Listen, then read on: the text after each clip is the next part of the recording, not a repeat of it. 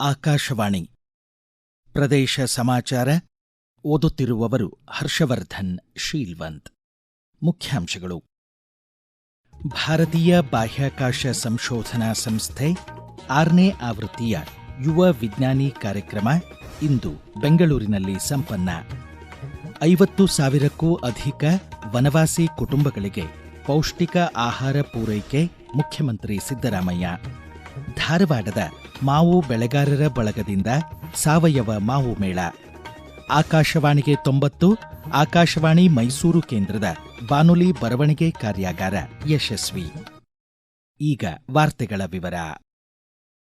ಭಾರತೀಯ ಬಾಹ್ಯಾಕಾಶ ಸಂಶೋಧನಾ ಸಂಸ್ಥೆ ಇಸ್ರೋ ದೇಶದ ವಿವಿಧ ರಾಜ್ಯಗಳ 10ನೇ ತರಗತಿ ವಿದ್ಯಾರ್ಥಿಗಳಿಗೆ ಬಾಹ್ಯಾಕಾಶ ವಿಜ್ಞಾನದ ಕುರಿತು ಮಾಹಿತಿ ನೀಡಲು ಆಯೋಜಿಸಿದ್ದ 6ನೇ ಯುವಿಕಾ ಯುವ ವಿಜ್ಞಾನಿ ಕಾರ್ಯಕ್ರಮ ಇಂದು ಸಂಪನ್ನಗೊಳ್ಳಲಿದೆ. ಬೆಂಗಳೂರಿನ ಯುಆರ್ ರಾವ್ ಉಪಗ್ರಹ ಕೇಂದ್ರ ಸೇರಿದಂತೆ ದೇಶದ ವಿವಿಧ 9 ಇಸ್ರೋ ಕೇಂದ್ರಗಳಲ್ಲಿ ಯುವ ವಿಜ್ಞಾನಿ ಕಾರ್ಯಕ್ರಮ ಯುವಿಕಾದಡಿ 9ನೇ ತರಗತಿ ಉತ್ತೀರ್ಣರಾದ 1320 ವಿದ್ಯಾರ್ಥಿಗಳಿಗೆ ಕಳೆದ 5 ಆವೃತ್ತಿಗಳಲ್ಲಿ 2 ವಾರಗಳ ವಸತಿ ಸಹಿತ ತರಬೇತಿ ನೀಡಲಾಗಿದೆ.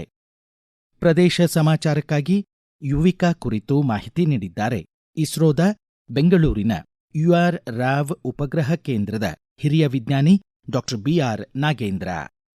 ಭಾರತದ 28 ರಾಜ್ಯಗಳು ಹಾಗೂ 8 ಕೇಂದ್ರಾಡಳಿತ ಪ್ರದೇಶಗಳ 450 ವಿದ್ಯಾರ್ಥಿಗಳಿಗೆ ಈಗ ತರಬೇತಿಯನ್ನು ಕೊಡಲಾಗ್ತಿದೆ. ಕ್ಯಾಚ್ ದೆಮ್ ಯಂಗ್, ಚಿಕ್ಕ ವಯಸ್ಸಿನಲ್ಲಿಯೇ ಪ್ರತಿಭೆಯನ್ನ ಗುರುತಿಸಿ ಅವರಿಗೆ ಸೂಕ್ತ ಅವಕಾಶವನ್ನ ನೀಡುವುದು ಈ ಕಾರ್ಯಕ್ರಮದ ಮುಖ್ಯ ಉದ್ದೇಶವಾಗಿದೆ. ಭಾರತದ ಪ್ರತಿ ರಾಜ್ಯದಿಂದಲೂ ಸುಮಾರು 10 ರಿಂದ 15 ಪ್ರತಿಭಾವಂತ ವಿದ್ಯಾರ್ಥಿಗಳನ್ನ ಆಯ್ಕೆ ಮಾಡಿ ದೇಶದ ವಿವಿಧೆಡೆ ಇರುವ 9 ಇಸ್ರೋ ಕೇಂದ್ರಗಳಲ್ಲಿ ಒಟ್ಟು 450 ವಿದ್ಯಾರ್ಥಿಗಳಿಗೆ ಈ ವರ್ಷ ಯುವಿಕಾ ತರಬೇತಿಯನ್ನ ನೀಡಲಾಗ್ತಿದೆ. ಬೆಂಗಳೂರಿನಲ್ಲಿರುವ ಯುಆರ್ ರಾವ್ ಉಪಗ್ರಹ ಕೇಂದ್ರವು ಇಸ್ರೋ ಸಂಸ್ಥೆಯ ಒಂದು ಅಂಗಸಂಸ್ಥೆಯಾಗಿದೆ. ಪ್ರಸ್ತುತ ವರ್ಷದಲ್ಲಿ ಈ ಕೇಂದ್ರವು ಅಸ್ಸಾಂ, ಬಿಹಾರ್, ಕರ್ನಾಟಕ ರಾಜ್ಯಗಳ ಹಾಗೂ ಕೇಂದ್ರಾಡಳಿತ ಪ್ರದೇಶವಾದ ದಾದ್ರಾ, ನಗರ್ ಹವೇಲಿ, ದಮನ್ ದಿಯು ಪ್ರದೇಶಗಳ ವಿದ್ಯಾರ್ಥಿಗಳಿಗೆ ಯುವಿಕಾ ತರಬೇತಿಯನ್ನು ನೀಡುತ್ತಿದೆ. ಯುವಿಕಾ ಕಾರ್ಯಕ್ರಮದಲ್ಲಿ ಬಾಹ್ಯಾಕಾಶ ವಿಜ್ಞಾನ ಹಾಗೂ ತಂತ್ರಜ್ಞಾನ, ಉಪಗ್ರಹ ಹಾಗೂ ರಾಕೆಟ್ಗಳ ಬಗ್ಗೆ ತರಗತಿಗಳನ್ನು ನಡೆಸಲಾಗುತ್ತದೆ. ಇಸ್ರೋ ಸಂಸ್ಥೆಯ ವಿವಿಧ ಪ್ರಯೋಗಾಲಯಗಳಿಗೆ ವಿದ್ಯಾರ್ಥಿಗಳನ್ನ ಕರೆದುಕೊಂಡು ಹೋಗಿ ಅಲ್ಲಿ ಹೇಗೆ ಸಂಶೋಧನೆಗಳನ್ನು ನಡೆಸಲಾಗುತ್ತದೆ, ಉಪಗ್ರಹ ಹಾಗೂ ರಾಕೆಟ್ಗಳನ್ನು ನಿರ್ಮಿಸುವ ವಿಧಾನವನ್ನ ಪ್ರತ್ಯಕ್ಷವಾಗಿ ವಿದ್ಯಾರ್ಥಿಗಳಿಗೆ ತೋರಿಸಲಾಗುತ್ತದೆ.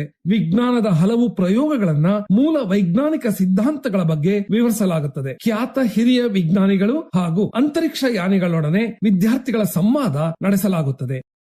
ರಾಜ್ಯದ ಅರಣ್ಯ ಮತ್ತು ಅರಣ್ಯದಂಚಿನಲ್ಲಿ ವಾಸಿಸುತ್ತಿರುವ ಬುಡಕಟ್ಟು ಸಮುದಾಯಗಳ 50,000ಕ್ಕೂ ಅಧಿಕ ಕುಟುಂಬಗಳಿಗೆ ಪೌಷ್ಟಿಕ ಆಹಾರ ಪೂರೈಸಲು 269 ಕೋಟಿ ರೂಪಾಯಿ ವಿನಿಯೋಗಿಸಲಾಗಿದೆ ಎಂದು ಮುಖ್ಯಮಂತ್ರಿ ಸಿದ್ದರಾಮಯ್ಯ ಎಕ್ಸ್ ಮಾಧ್ಯಮದಲ್ಲಿ ತಿಳಿಸಿದ್ದಾರೆ.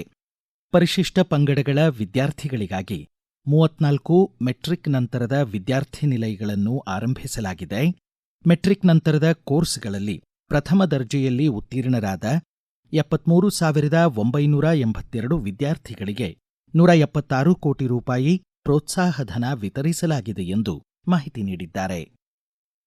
ಉತ್ತರ ಕನ್ನಡ ಜಿಲ್ಲೆ ಕಾರವಾರದ ವೈದ್ಯಕೀಯ ವಿಜ್ಞಾನಗಳ ಸಂಸ್ಥೆಯ ಆವರಣದಲ್ಲಿ 200 ಹಾಸಿಗೆಗಳ ಹೊಸ ಸೂಪರ್ ಸ್ಪೆಷಾಲಿಟಿ ಆಸ್ಪತ್ರೆಯನ್ನು 100 ಕೋಟಿ ರೂಪಾಯಿಗಳ ಅಂದಾಜು ಮೊತ್ತದಲ್ಲಿ ನಿರ್ಮಿಸಲು ಸಚಿವ ಸಂಪುಟ ಆಡಳಿತಾತ್ಮಕ ಅನುಮೋದನೆ ನೀಡಿದೆ.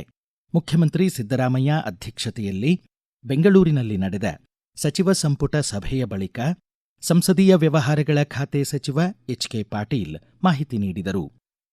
ಧಾರವಾಡ ಜಿಲ್ಲೆ ಹುಬ್ಬಳ್ಳಿಯ ಎನ್ಜಿಇಎಫ್ ಲಿಮಿಟೆಡ್ ಸಂಸ್ಥೆಗೆ ನೀಡಿದ ದುಡಿಯುವ ಬಂಡವಾಳ ರೂಪದ ಸಾಲ 2 ಕೋಟಿ ರೂಪಾಯಿಗಳು ಮತ್ತು ಅದರ ಮೇಲಿನ ಬಡ್ಡಿ 4 ಕೋಟಿ ರೂಪಾಯಿ ಸೇರಿ ಒಟ್ಟು 6 ಕೋಟಿ ಹಾಗೂ 10 ಕೋಟಿ ರೂಪಾಯಿಗಳ ಬಡ್ಡಿರಹಿತ ಸಾಲವನ್ನು ಇಕ್ವಿಟಿಯಾಗಿ ಪರಿವರ್ತಿಸಲು ಸಂಪುಟ ಸಭೆ ನಿರ್ಧರಿಸಿದೆ. ಪಾರಿಸಾರಿಕ ವ್ಯವಸ್ಥೆ, ವನ್ಯಜೀವಿ ಮತ್ತು ನೈಸರ್ಗಿಕ ಆವಾಸ ಸ್ಥಾನಗಳ ರಕ್ಷಣೆಯ ಪ್ರಾಮುಖ್ಯತೆ ಬಗ್ಗೆ ಜನಜಾಗೃತಿ ಮೂಡಿಸುವ ದಿನವೆಂದು ವಿಶ್ವಸಂಸ್ಥೆ ಮೇ 22 ಜಾಗತಿಕ ಜೀವವೈವಿಧ್ಯ ದಿನವೆಂದು ಘೋಷಿಸಿದೆ.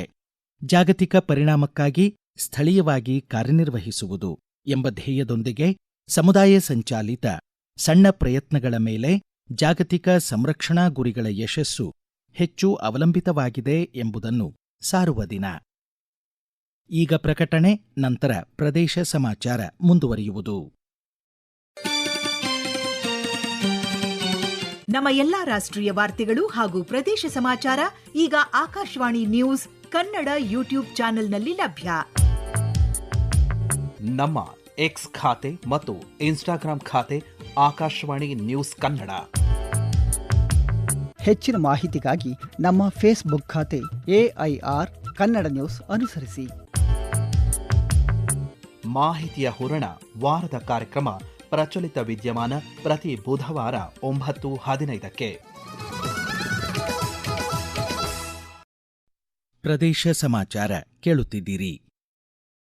ಧಾರವಾಡದ ಮಾವು ಬೆಳೆಗಾರರ ಬಳಗ ಬೆಳೆಗಾರರಿಂದ ಬಳಕೆದಾರರಿಗೆ ಎಂಬ ಧ್ಯೇಯದೊಂದಿಗೆ ಧಾರವಾಡದ ಗಾಂಧಿ ಶಾಂತಿ ಪ್ರತಿಷ್ಠಾನ ಕೇಂದ್ರದಲ್ಲಿ ಸಾವಯವ ಮಾವು ಮೇಳವನ್ನು ಕಳೆದ 1ನೇ ತಾರೀಖಿನಿಂದ ಆರಂಭಿಸಿದೆ.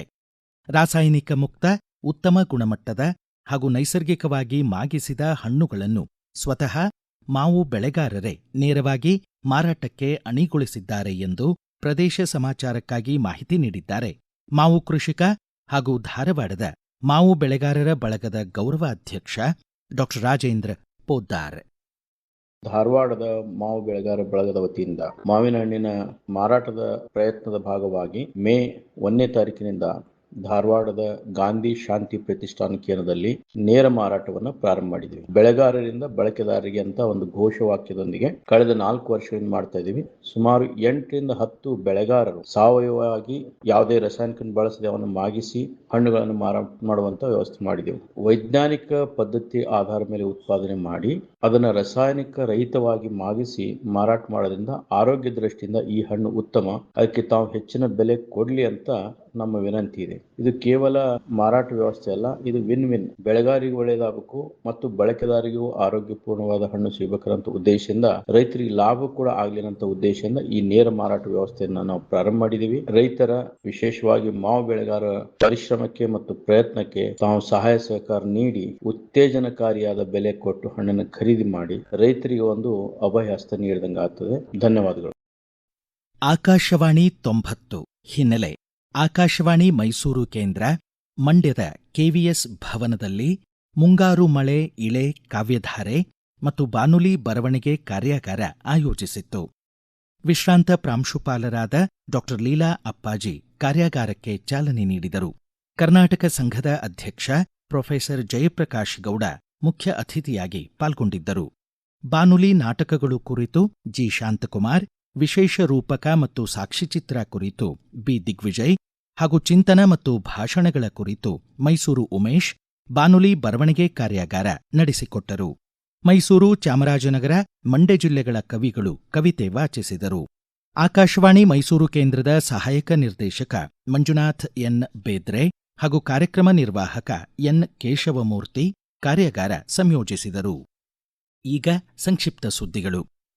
ಮಾಜಿ ಪ್ರಧಾನಮಂತ್ರಿ ರಾಜೀವ್ ಗಾಂಧಿ ಅವರ ಹುತಾತ್ಮ ದಿನದ ಅಂಗವಾಗಿ ಭಯೋತ್ಪಾದನಾ ವಿರೋಧಿ ದಿನದ ಪ್ರಮಾಣವಚನ ಸ್ವೀಕಾರವನ್ನು ರಾಜ್ಯದ ಎಲ್ಲ ಜಿಲ್ಲಾಡಳಿತಗಳು ಕೈಗೊಂಡ ವರದಿಗಳು ಬಂದಿವೆ. ಶಿವಮೊಗ್ಗದ ಸಕ್ರೆಬೈಲು ಆನೆ ಬಿಡಾರಕ್ಕೆ ಇಂದಿನಿಂದ ಪ್ರವಾಸಿಗರ ಪ್ರವೇಶವನ್ನು ನಿರ್ಬಂಧಿಸಲಾಗಿದೆ. ಶಿವಮೊಗ್ಗ ಜಿಲ್ಲೆ ತ್ಯಾವರೆಕೊಪ್ಪದ ಹುಲಿ ಸಿಂಹಧಾಮದ ಸಫಾರಿ ವೀಕ್ಷಣೆಗೆ ಮಂಗಳವಾರ 26ರಂದು ಅವಕಾಶ ಕಲ್ಪಿಸಲಾಗಿದೆ.